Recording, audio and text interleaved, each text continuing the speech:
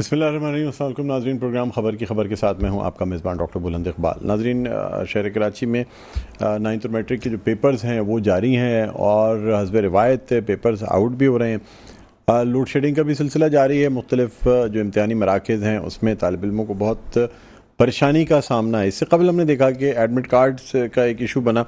Admit card जो हैं वो इशू नहीं हो पाए बहुत से तालिब इल्मों को, और उसके बाद बोर्ड के हाथे में उनसे एग्ज़ाम लिया गया। बोर्ड इंतज़ामिया का ये कहना था कि जी जो निजी स्कूल हैं उन्होंने वक्त पे फ़ीस नहीं जमा कराई, उन्होंने वक्त पे फॉर्म नहीं जमा कराया। बहरहाल इस दफ़ा जो है वो तालिब इल्मों को काफ़ी परेशानी का सामना करना पड़ा। ये वजह है कि मुख्तलिफ सियासी जमातें जो हैं वो इस मसले की तरफ निशानदेही करती रही हैं, और ख़ास तौर पे जो पर्चों के हवाले से, एडमिट कार्ड के हवाले से, या जो तालिब इल्मों को परेशानी आ रही है उस हवाले से गुफ्तगू होती रही है। इसी वाले से हम बात करना चाहेंगे। इस वक्त हमारे साथ ऑनलाइन मौजूद हैं मुत्तहदा क़ौमी मूवमेंट पाकिस्तान के रहनुमा साजिद अहमद साहब। अस्सलाम वालेकुम। जी साहब, ठीक ठाक खैरियत से? जी, अल्लाह का करम। साजिद साहब, क्या कहते हैं सर? बच्चों के पेपर्स चल रहे हैं, साथ साथ लोड शेडिंग भी है। पहले एडमिट कार्ड का मसला रहा, पेपर्स आउट हो रहे हैं। पढ़ने वाले बच्चे जो हैं उनमें एक मायूसी पाई जाती है कि जी पेपर आउट हो जाता है। अब चाहे वो पेपर शुरू होने के बाद आउट हो जाए, या आजकल टेक्नोलॉजी का ज़माना है, मोबाइल के ज़रिए पेपर को हल करके स्टूडेंट्स तक भी पहुंचा दिया जाता है। क्या कहेंगे आप? बिस्मिल्लाह। अच्छा डॉक्टर साहब, देखें, नकल ने तो माशरे को तबाह कर रख दिया ना, और पूरी जेंट्री जो यूथ है वो तबाह बर्बाद होकर रह गई है। मुझे अच्छी तरह याद है कि अब मतलब एक होता ना, अगर मुझे अच्छी तरह याद है कि जब मैं लास्ट टाइम तक जो मेरा टाइम पीरियड एमएनशिप का था, तो मुझे एक साहब कहीं जा रहे थे, मिले मुझे वो, तो मेरे साथ जॉब भी कहीं करते थे। जब मैं टेलीकॉम के अंदर था, जॉब थी मेरी, तो मैंने कहा कभी कोई काम हो तो मुझे बताइएगा ना। बोले जी बिल्कुल बिल्कुल ना। मैंने अदमन एहतरामन मैंने उससे कहा। एक दिन अचानक सुबह उनकी कॉल आई, तो मैंने थोड़ा देर से उठाई, लिखा फोन अर्जेंट इमरजेंसी। मैंने उनको कॉल की, मैंने जी बोले खैरियत से, क्या हो गया? बोले मेरी बेटी का फलाना जगह सेंटर पास आई और नकल करवा ले। मैंने कहा आपको क्या हो गया यार, अल्लाह रहम करे। तो जो पेरेंट्स का अगर ये हाल हो तो बच्चे को तो दिल खुलेगा ना, लेकिन मोटिवेशन घर से होती है ना भाई, कि आप बच्चों को इस तरह इसी तरह उनकी तरबियत इस तरह करें कि ये तबाही का और बर्बादी का रास्ता है। नकल जो है ना, वो ठीक है, नकल करके अगर एक बच्चा पास होगा तो वो मुस्तकबिल का मेहमान तो नहीं बन सकता ना। जो बहुत आम लफ्ज है मेहमान, मुस्तकबिल की मेहमान है ये नई जनरेशन और नई यूथ हमारी, ठीक है ना। लेकिन अगर वो नकल करके पास होगा तो टेक्नोलॉजी पर अबूर हासिल नहीं कर सकता, ठीक है ना। नकल करके पास हो जाएगा, डिग्री मिल जाएगी उसको, लेकिन जब फील्ड में अमली जिंदगी में आएगा तो उसके पल्ले कुछ भी नहीं होगा, वो खाली हाथ होगा। हाँ, ये अलग बात है कि एक माशरा है हमारा पाकिस्तानी, रिश्वत दी आपने, आप जॉब लग गई, जॉब लग के भी इंसान किसी काम का नहीं होता ना, किसी काम का नहीं रहेगा। मैं एक डॉक्टर साहब छोटी सी एग्जांपल और मैं आपको दूंगा। एग्जांपल ये कि मेरा कजन है, उसका नाम रमीज है।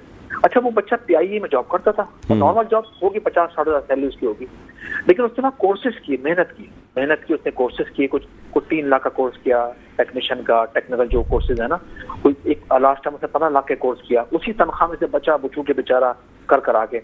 अभी गुज़श्ता कुछ दिन पहले शारजा एयरलाइन ने 200 जहाज परचेज किए हैं, ठीक है ना। अच्छा, फिर वहाँ जॉब निकली तो उन्होंने फिर पीआईई आए, उन्होंने लोगों से अपना इंटरव्यूज किए, तो वो भी इंटरव्यू बैठ गया। आप चलिए तो उसकी जॉब हो गई। यहाँ 50-60 हज़ार कमाना था, उसकी 13 लाख पाकिस्तानी माशाल्लाह सैलरी उसको स्टार्ट हुई।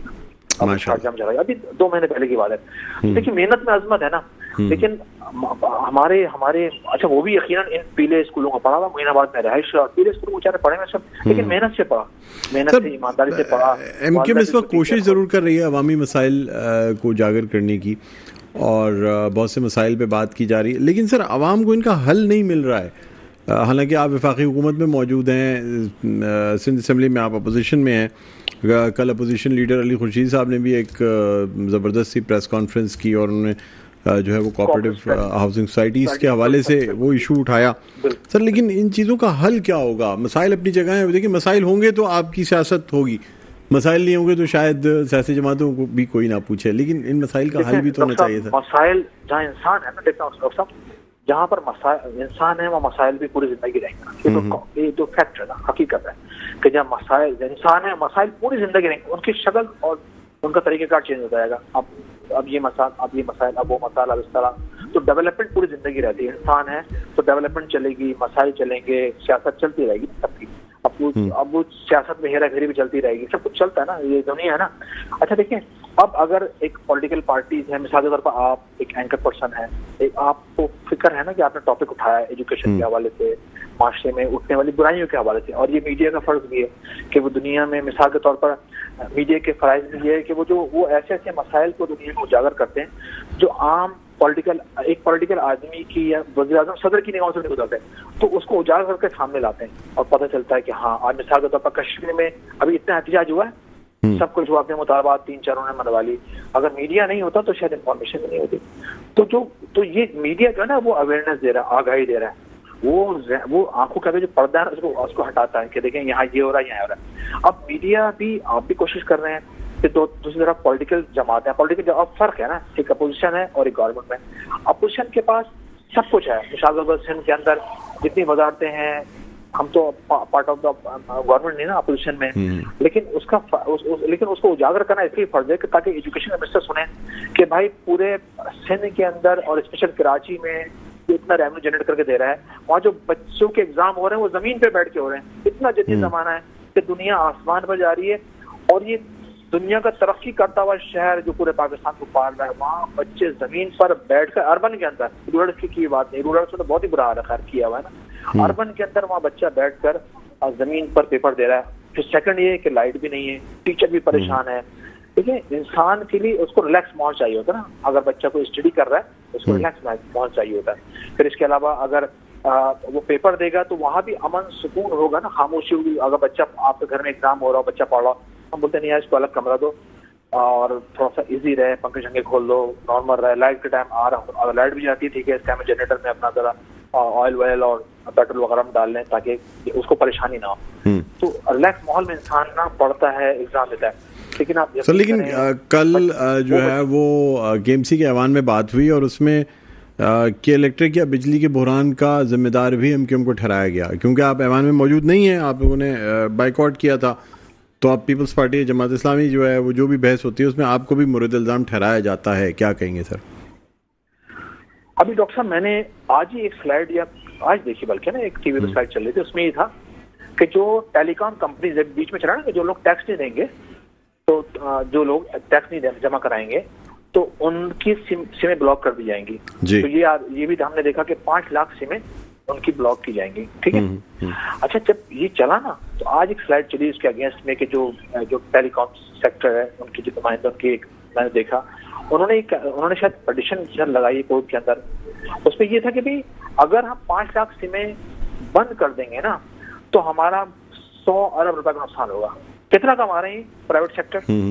अगर के इलेक्ट्रिक यहाँ पर है तो प्राइवेट सेक्टर कितना कमा रहा है यहाँ पर? आप अगर निकालें ना इनका सालाना प्रॉफिट, यकीन करें मुंह पर जूते हमारे आप लोग ना, इनके मुंह पर जूते पड़े कि यार तुम इतना कमा रहे हो, दे क्या रहे हो शहर को, इस मुल्क को, तुम लोग 100 अरब रुपए कमा रहे हैं। तो कोई पूछे ना इनसे भाई कि 100 अरब तुम कमा रहे हो सिर्फ 5 लाख सेंस पर, तो पाकिस्तान की आबादी 18-19 करोड़ है, तो 18-19 करोड़, अब तो सभी के पास मोबाइल है ना, 18-19 करोड़ का मतलब ये हो गया कि एक घर में 3-3, 4-4 मोबाइल है। अब इसको मल्टीप्लाई आप कर लें तो ये सेक्टर कितना कमा रहे हैं, के इलेक्ट्रिक कितना कमा रहा है। उसके बावजूद भी, एक तो के इलेक्ट्रिक जब केसी प्राइवेट हो रहा था, के इलेक्ट्रिक हुआ, तो उसमें ये तय पाया था कि भाई ये विंड के जरिए, सोलर के जरिए, गार्बेज के जरिए ये बिजली पैदा करेंगे। इन्होंने ऐसा नहीं किया और सिर्फ ये अर्न करना है, जनरेट कर रहे हैं और दे कुछ नहीं रहे। तो भाई इनका एहतसाब तो मौजूदा वफाकी हुकूमत को, सूबाई हुकूमत को, उनको बुलाएं, इनसे पूछें, उनसे तय करें।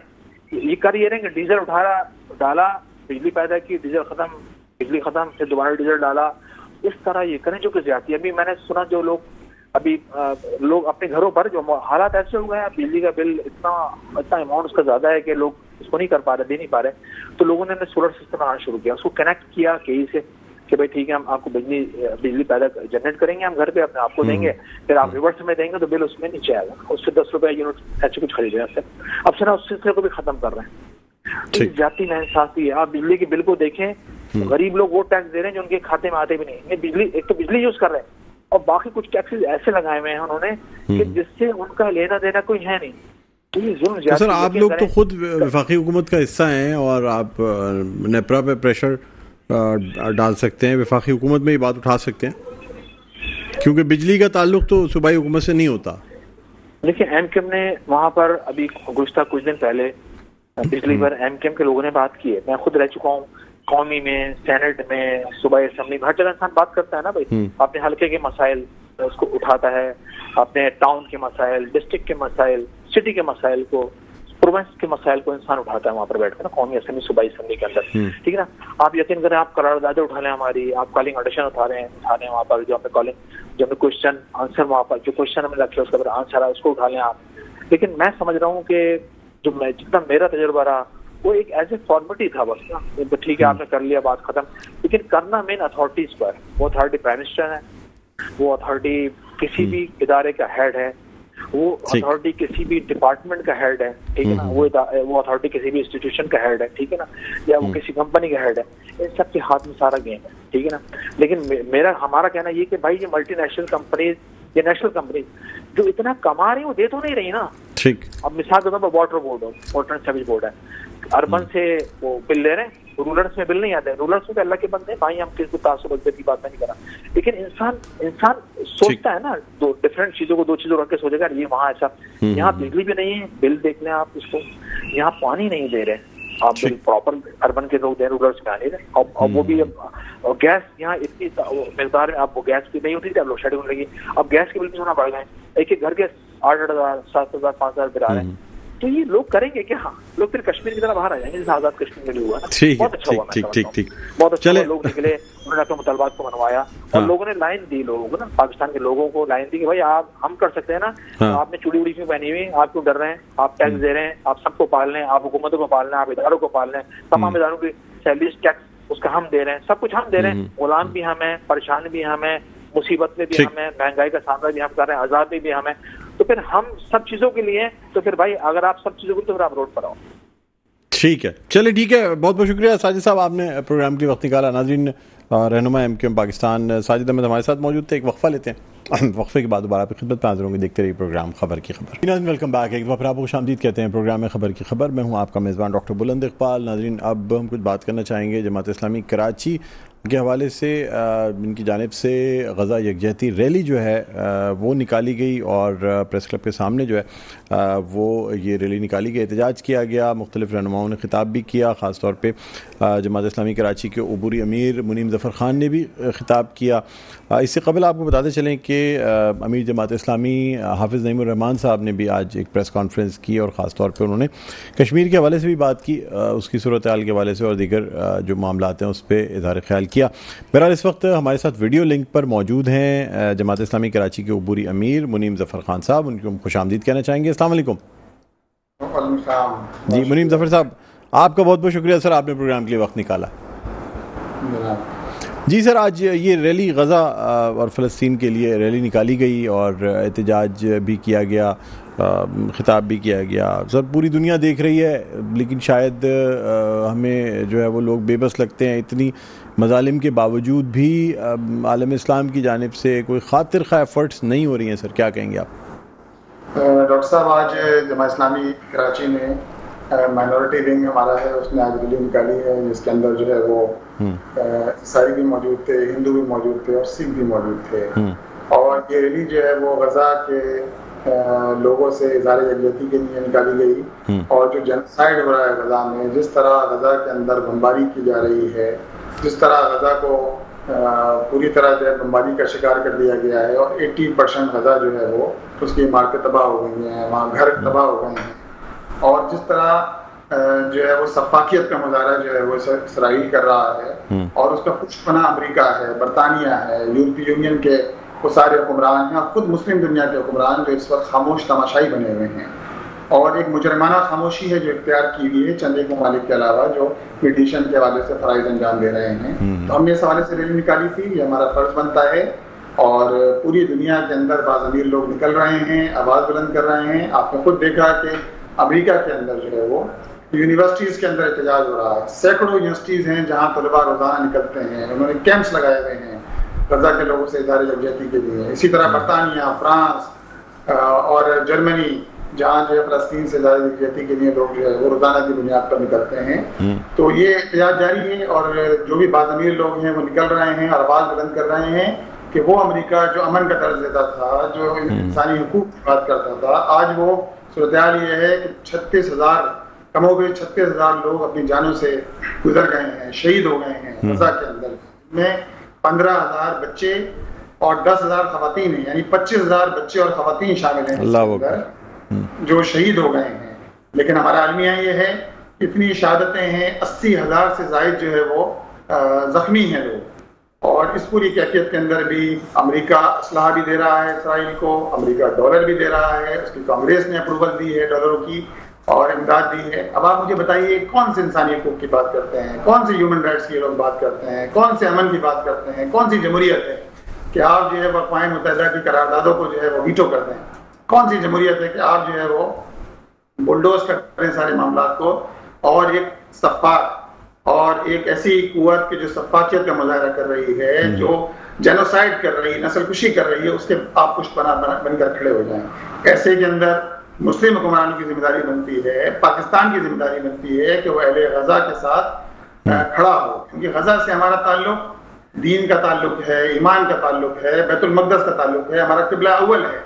और ये जो कुर्बानियां दे रहे हैं अहले गजा, ये बैतुल मक़दस क़िबला अव्वल की कुर्बानियां हैं, ये खुद के लिए कुर्बानी है, ये अपना फर्ज अदा कर रहे हैं। तो आज जरूरत इस बात की है कि पूरी दुनिया के मुस्लिम हुक्मरान खड़े हों उनके साथ, उनके हक में बात करें। और अगर मुस्लिम दुनिया के अंदर अल्हम्दुलिल्लाह इतनी ताकत मौजूद है, अगर मुस्लिम दुनिया खड़ी होगी तो इसराइल भी घुटने टेकने पर मजबूर होगा। इसराइल तो अमलन 7 अक्टूबर को शिकस्त खा गया था, तो अपनी हजीमत मिटाने के लिए मजलूमों पर, बच्चों पर जो है वो बमबारी कर रहा है, और ये जालिम और मजलूम की जंग बन गई है जो पूरी दुनिया के अंदर जो है फैल गई है। हम इसकी शदीद मजम्मत करते हैं इस पूरे इक़दाम की, इसराइल के, अमेरिका के, और हम समझते हैं कि इसराइल को गजा से निकल जाना चाहिए। हम ये समझते हैं कि इसराइल को उन हजारों लोगों को जिसको उन्होंने गिरफ्तार किया है, उनको छोड़ना चाहिए। उसी के नतीजे के अंदर जो है दोबारा जो है वो अमन कायम हो सकता है, उसी के नतीजे में बात आगे बढ़ सकती है। ठीक।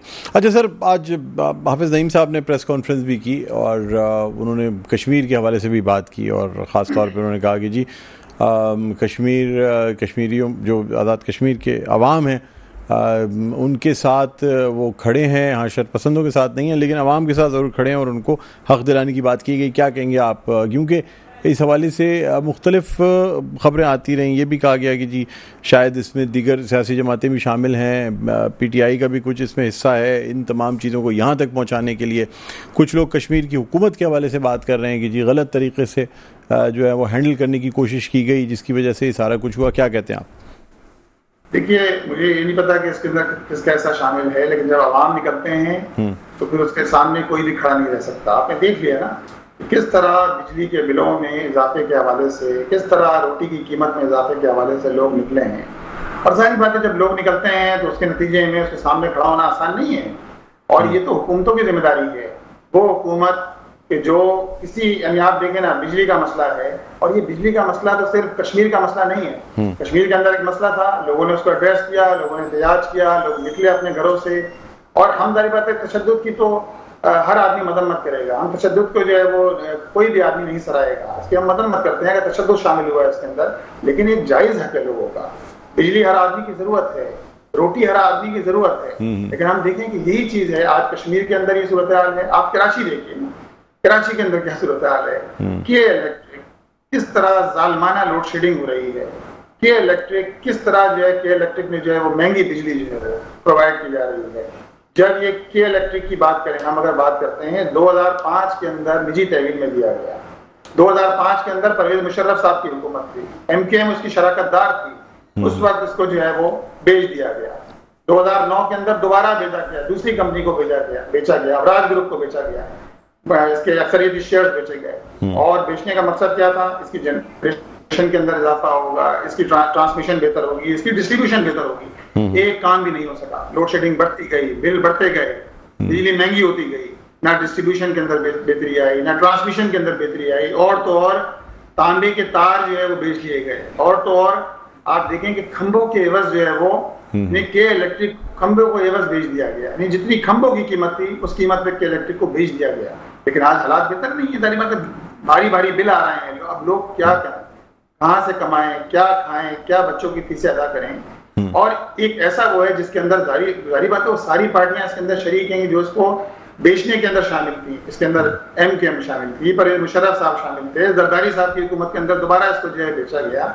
और सूरत हाल ये है कि बेहतरी के बजाय अगर 2005 में जब के इलेक्ट्रिक सरकारी तहवील में थी, 18 लाख सार्फिन थे इसके, आज सार्फिन की तादाद 34 लाख सार्फिन की तादाद है, यानी सार्फिन की तादाद में 89% इजाफा हुआ है। लेकिन जनरेशन जो मिलियन की तादाद में है, जो पैदावार बढ़ाना थी, पैदावार अगर इसकी पहले जो है पैदावार 9,300 कुछ पैदावार थी मिलियंस के अंदर, तो आज ये पैदावार कम हो गई है, 19% कम होके 7,500 पर पहुंच गई है। पैदावार आपको बढ़ाना थी, आपकी एक तरफ सार्फिन की तादाद बढ़ रही है लेकिन पैदावार। अच्छा सर, जमात इस्लामी ने काफ़ी इस पे पहले भी मुजाहरे किए हैं और एहतजाज किया है, तमाम चीज़ें की हैं, अक्सर आप लोगों ने धरने भी दिए हैं, लेकिन सर मसाइल तो हल होते नहीं नज़र आते, यूँ कि तो वहीं पे तमाम चीज़ें हैं, तो अब मज़ीद क्या किया जाएगा? कराची में ऐसा लगता है कि हर सियासी जमात अपनी पॉइंट स्कोरिंग के लिए एहतजाज तो ज़रूर करती है लेकिन चीज़ों का हल नहीं निकाला जाता। सर डॉक्टर साहब, आप ये बताइए कि इस पे के इलेक्ट्रिक पे कौन सी जमात बात करती है? आप मुझे ये बताइए। अभी सर आपको याद होगा जब आपका धरना चल रहा था, पाकिस्तान तहरीक इंसाफ ने भी उस वक्त एक एहतजाज किया था और बाकायदा जो देखिए नेपरा में अभी हेयरिंग हुई, 9 मई को हेयरिंग हुई है। नेपरा के अंदर जमात इस्लामी के अलावा कोई सियासी जमात मौजूद नहीं थी, कोई सियासी जमात इसके अंदर जो है वो मौजूद नहीं थी। नेपरा की हेयरिंग के अंदर हमने अल्हम्दुलिल्लाह एहतजाज किया है, हम लोगों को अवेयर कर रहे हैं और ये अवेयरनेस ही है जिसके नतीजे में बहुत से लोग एक्सपोज हो रहे हैं। वो लोग एक्सपोज हो रहे हैं कि जो इसके बेचने में शामिल थे। आज आप देखें ना कि उससे खराब हालत है जिस हालत के अंदर के इलेक्ट्रिक को सरकारी तहवील से निजी तहवील में दिया गया था। तो इसके जिम्मेदार कौन लोग हैं? इसके जिम्मेदार वो लोग हैं जिन्होंने औने पौने में इस पूरे इदारे को बेच दिया। हम तो ये मुतालबा कर रहे हैं और इसके अंदर हम लोगों को अवेयर कर रहे हैं, लोगों को शऊर दिला रहे हैं। हम हर जगह मज़ाहमत कर रहे हैं, इसके मुकाबले में खड़े हैं। इसके लिए हम एहतजाज का रास्ता भी, ये हमारा जमहूरी राइट हम इस्तेमाल कर रहे हैं। हमने गवर्नर हाउस पर धरना भी दिया है। इसी तरह हम इंशाअल्लाह ताला इस हवाले से वाइट पेपर शाया कर रहे हैं कि 18 साल कारकर्दगी क्या है के इलेक्ट्रिक की, इंशाअल्लाह ताला जल्दी। तो हम तो अवेयर कर रहे हैं लोगों को, लेकिन बहुत से लोग इसके नतीजे में एक्सपोज भी हुए हैं कि जो बात करने गवारा नहीं करते के इलेक्ट्रिक के इस मौजू पर कि जिससे हर शख्स मुतासर है। ठीक है। और आज ये भी बताता चलूं कि आपको देखें आज सूरत हाल ये है कि जब के इलेक्ट्रिक सरकारी तहवील में थी, उस वक्त के इलेक्ट्रिक को जो सब्सिडी दी जाती थी सरकार की तरफ से वो 1.4 अरब रुपए, यानी 1 अरब 40 करोड़ रुपए सब्सिडी दी जाती थी। आज ये सब्सिडी 137 अरब रुपए सब्सिडी दी जा रही है इस निजी इदारे को। अब आप देखिए ज्यादा नहीं है इस निजी इदारे को, जिसको सरमायाकारी करना थी, जिसको ट्रांसमिशन बेहतर बनाना थी, जिसको डिस्ट्रीब्यूशन बेहतर बनाना थी और सस्ती बिजली मुहैया करना थी कराची के शहरियों को। तो ये कराची के शहरियों के हक पे डाका है। इसी तरह आप देखें ना कि लोड शेडिंग खत्म करना थी। आज सूरत हाल ये है कि मैट्रिक के इम्तिहानात हो रहे हैं और मैट्रिक के इम्तिहानात के अंदर रातों को लाइट नहीं होती, न रात का सुकून है, न दिन का चैन है। बच्चे पेपर दे रहे होते हैं, किस कैफियत में पेपर दे रहे होते हैं, शदीद गर्मी के अंदर। तो ये सारी बातें कौन जिम्मेदार है? ये हुकूमतें जिम्मेदार है। ये वो अकाउंटेबल हैं कि वो कम अज कम ये तो मुआवजा करें, फौरी तौर पे इतना तो करें कि मैट्रिक के इम्तिहानात हो रहे हैं, बच्चों को इस अजियत से जो है वो निजात दें, जो बच्चे जो है कि इलेक्ट्रिक की इस पूरी माफियाई तर्ज अमल के नतीजे में भुगत रहे हैं। अच्छा सर, मुझे मतलब जब भी बात की जाती है कि इलेक्ट्रिक के हवाले से, जिस तरह आपने भी पाकिस्तान पीपल्स पार्टी MQM या दीगर जमातों को जो है वो तनकीद का निशाना बनाया, मुझे सर ये बताएं कि इस वक्त जो यानी के इलेक्ट्रिक का ये कहना है कि जी जो कॉस्ट आती है या लाइसेंस डिस्ट्रीब्यूशन लाइसेंस है कोई भी कंपनी ले तो क्या वो 3 रुपये यूनिट पे बिजली बना सकेगी? हाइडल पावर तो यहाँ है नहीं, पावर जनरेशन जिस तरीके से की जाती है उसमें जी NTDC के पास जो है वो एक्सेस बिजली मौजूद है। अभी भी के इलेक्ट्रिक NTDC से नेशनल जो ट्रांसमिशन है इससे जो है वो बिजली लेती है, लेकिन वही बिजली जो के इलेक्ट्रिक वहां से 4 रुपए में लेती है वो सार्फिन को 9 रुपए में देती है। अब आप ये बताइए ना, ये इसको तो जस्टिफाई नहीं किया जा सकता। इसी तरह देखें, बात तो जब हम करेंगे, देखें तनकीद का निशाना बनाना मसला नहीं है कि मैं किसी को तनकीद का निशाना बना रहा हूँ। जो लोग हुकूमतों में हैं उनकी जिम्मेदारी तो बनती है ना। अगर हम मुतालबा करते हैं कि मैट्रिक के इम्तिहानात हो रहे हैं, बद इंतजामी है, तो उसको ठीक करना किसकी जिम्मेदारी है? पहली बात हम हुकूमत से मुतालबा करेंगे, जिनके पास इख्तियार है, जिनके पास वसाइल हैं, जो चीज़ों को ठीक कर सकते हैं, जो उन बच्चों का तालीमी मुस्तकबिल बचा सकते हैं कि जो शदीद इस वक्त कर्ब का, परेशानी का शिकार हैं। 3,60,000 से ज्यादा बच्चे इस वक्त पेपर दे रहे हैं कराची में, 9th और मैट्रिक का पेपर दे रहे हैं। सूरत हाल ये है कि सेंटर जो है माफिया के हाथों बिक रहे हैं, लाखों रुपए के अंदर सेंटर जो है बेचे जा रहे हैं, नकल का कारोबार जारी है। इसको रोकना किसकी जिम्मेदारी है? इसको रोकना हुकूमत की जिम्मेदारी है। सर कराची में जो टाउन्स आपके पास हैं, आप उसमें जो है वो कारकर्दगी से मुतमईन हैं और ख़ास तौर पे मेयर कराची की जानिब से ताउन किया जाता है आपके टाउन चेयरमैन के साथ? देखिए सूरत ये है कि टाउन चेयरमैन हमारे अल्हम्दुलिल्लाह 9 टाउन में जमा इस्लामी है, 25 टाउन है कराची के, और हमारे टाउन में अल्हम्दुलिल्लाह काम जो है वो जारी है। पार्कों का बड़े पैमाने पर हमने पार्कों को डेवलप किया है, उनको दोबारा जो है वो असर नौ बहाल किया है पार्कों को। इसी तरह खेलों के मैदान बड़े पैमाने पर जो है वो गली मोहल्लों के अंदर लाइटों का लगना, सफाई का निजाम बेहतर बनाने की कोशिश की है। इस अरसे के अंदर जो 7-8 महीने का अरसा गुजरा है, अल्लाह का शुक्र है कि टाउन के अंदर। लेकिन हमारे साथ इस वक्त प्रॉब्लम ये पेश आ रही है कि देखें इस वक्त पीपल्स पार्टी के पास मेयरशिप है, मेयर उनका है। अब वो जिस तरह भी आया है 172 वाला मेयर बन गया और 193 वाले को जो है वो शिकस्त हो गई। हमारा आलमी है, ये हमारी जमहूरियत है जो इस वक्त पाकिस्तान के अंदर जिस तरह हम सुन रहे हैं ना कि फॉर्म 47 वालों को कामयाब करार दे दिया गया, फॉर्म 45 वाले हार गए जिनके पास एक्चुअल रिजल्ट मौजूद था फॉर्म 45 की शक्ल के अंदर जो है वो। यही सारी सूरत हाल है जिसका सामना हमें इस बल्दिया के अंदर दरपेश है।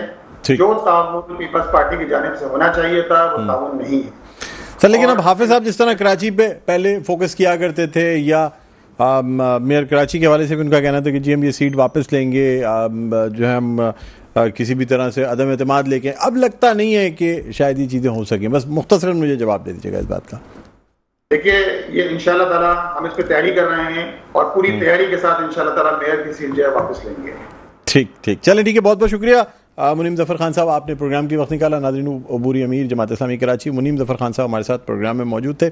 एक वक्फ़ा लेते हैं, वक्फ़े के बाद दोबारा खिदमत में हाजिर होंगे। तो कराची के मौसम के हवाले से बात होगी, कहीं न जाइएगा, देखते रहे हमारी ये प्रोग्राम खबर की खबर। जी नाज़रीन, वेलकम बैक। एक बार फिर आपको खुशामदीद कहते हैं प्रोग्राम में खबर की खबर। मैं हूँ आपका मेज़बान डॉक्टर बुलंद इकबाल। नाज़रीन, अब हम कुछ बात करेंगे कराची के गर्म मौसम के हवाले से। सूरज पूरी आबोताब से कराची पर चमक रहा है और गर्मी की शिद्दत में इजाफा होता जा रहा है। महकमा मौसमियात की जानिब से भी कहा गया है कि जी ये गर्मी की शिद्दत जो है मज़ीद 8 से 10 रोज़ तक बरकरार रह सकती है। कराची में वैसे भी मई का महीना जो है वो गर्म तरीन महीना समझा जाता है, लेकिन अब ये गर्मी कब तक रहेगी, कितना दर्जा हरारत जा सकता है, इस हवाले से बात करेंगे। इस वक्त हमारे साथ मौजूद हैं मौसमियाती तज्ज़ियाकार हैं जवाद मेमन साहब, जिन्हें हम खुशामदीद कहते हैं। अस्सलाम वालेकुम।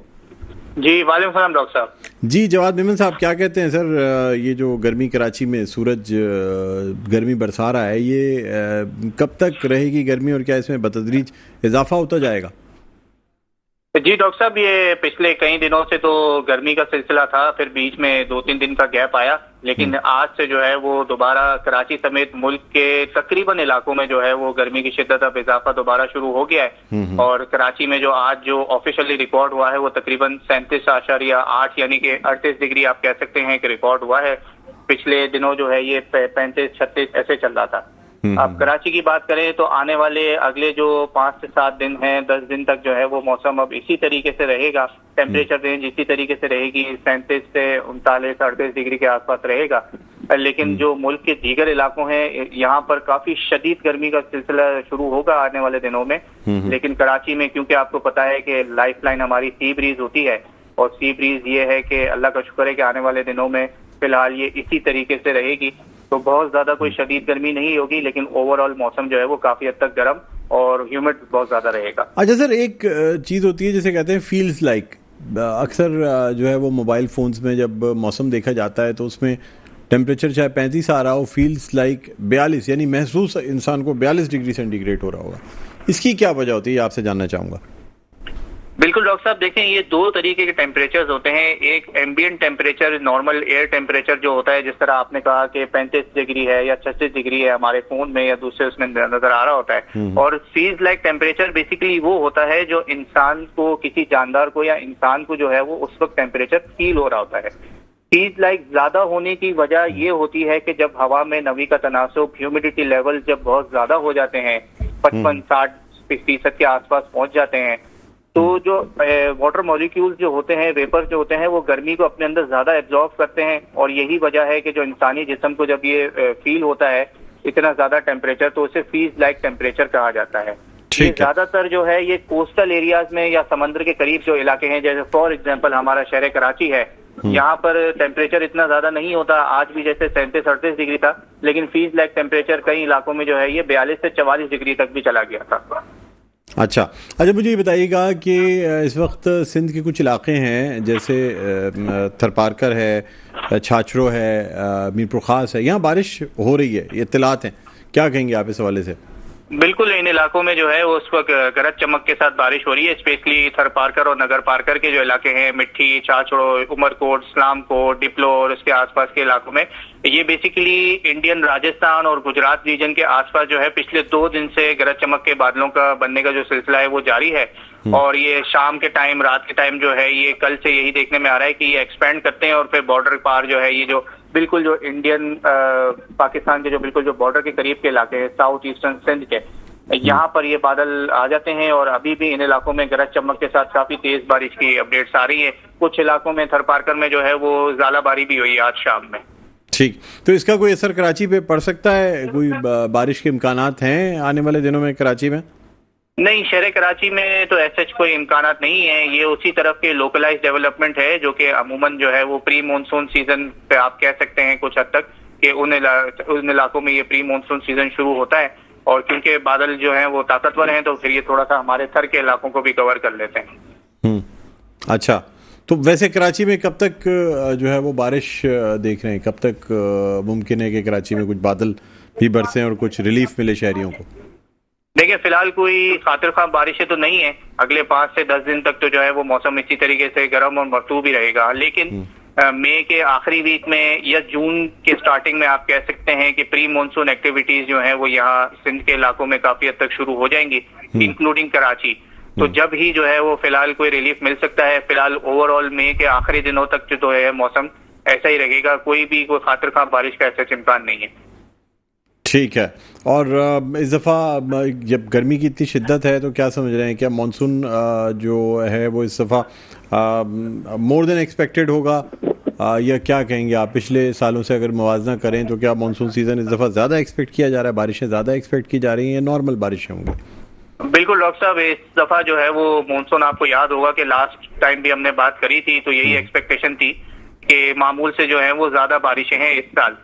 और पिछले 1.5-2 महीने से हम भी रेगुलरली जो है वो अपने सारे प्लेटफॉर्म पे अपडेट करते आ रहे हैं कि मानसून जो है वो इस साल जितने भी पैरामीटर्स हैं ग्लोबली वो यही सपोर्ट दिखा रहे हैं कि इस साल जो है वो स्पेशली सिंध, बलोचिस्तान और जुनूबी पंजाब के जो इलाके हैं यहाँ पर मामूल से काफी ज्यादा बारिशें देखने में आ रही हैं। कुछ लगभग 2022 जैसा सिमिलर मौसम हो सकता है। 2022 आपको याद है कि हमारे यहाँ जो है वो सुपर फ्लड्स का जो सीजन था एक शदीद, उससे कुछ मिलता जुलता हो सकता है, लेकिन अब सैलाबी सूरत हाल पैदा होती है नहीं होती है, किस हद तक देखें मैं ये इंशाल्लाह मई के एंड या जून के स्टार्टिंग तक जो है वो मजीद काफी हद तक चीजें क्लियर हो जाएंगी। ओवरऑल यही है कि इस दफा जो है वो मामूल से ज्यादा बारिशें हैं। अच्छा, और कब तक चलेंगी? क्यों ये चूंकि गर्मियां भी जरा लेट स्टार्ट हुई हैं कराची में, रमजान अच्छे गुजर गए थे, लोग बड़े खुश थे कि शायद रमजान अप्रैल अच्छा गुजर गया है तो आगे के महीने भी अच्छे गुजरेंगे, लेकिन उसके बाद अचानक से गर्मी शुरू हुई है, तो क्या मानसून भी लेट जाएगा या क्या होगा? मानसून देखें अपना फिलहाल जो उसका ऑनसेट का जो टाइम है वो तो फिलहाल जो है नॉर्मल डेट्स के ऊपर ही है। जून के आखिरी वीक में या जुलाई के स्टार्टिंग में जो है ये सिंध को कवर अप करना शुरू कर देगा। ये नॉर्मल यही होता है, इसमें 5-7 दिन आगे पीछे का मार्जिन रहता है। लेकिन जो बहुत ज्यादा लॉन्ग रेंज मॉडल्स हैं वो अभी कुछ हद तक ये शो कर रहे हैं कि हो सकता है कि ये सितंबर के एंड तक या अक्टूबर के पहले हफ्ते तक जो है वो पाकिस्तान पे रहे, उसके बाद फिर इसका रिट्रीट शुरू हो। अगर सितंबर के एंड तक जाता है या अक्टूबर के फर्स्ट वीक तक जाता है तो फिर मानसून का जो सीजन है ये काफी प्रोलॉन्ग हो जाएगा, वरना नॉर्मली ये होता है कि मिड ऑफ सितंबर तक जो है ये पाकिस्तान के कई इलाकों से निकलना शुरू हो जाता है। ठीक है, बहुत बहुत शुक्रिया जवाद साहब, आपने प्रोग्राम के वक्त निकाला। नाज़रीन, जवाद मेमन मौसमियाती तजज़ियाकार हमारे साथ मौजूद थे। प्रोग्राम का वक्त अपने अख्ताम पर पहुंचता है। मुझे बुलंद इकबाल को इजाज़त दीजिए, अपना बहुत ख्याल रखिएगा। अल्लाह हाफ़िज़।